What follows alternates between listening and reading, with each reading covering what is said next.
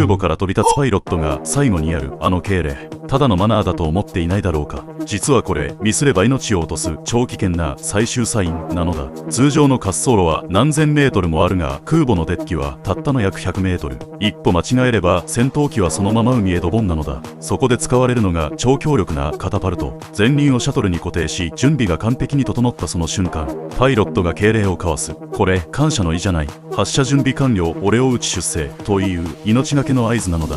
サインを受けた瞬間、カタパルトが爆発的に作動。数秒で時速300キロまで加速し、何十トンもの巨大な機体を大空へ叩き出す。あの敬礼は儀式ではない、息で空へ飛ぶための最も重要な発射スイッチなのだ。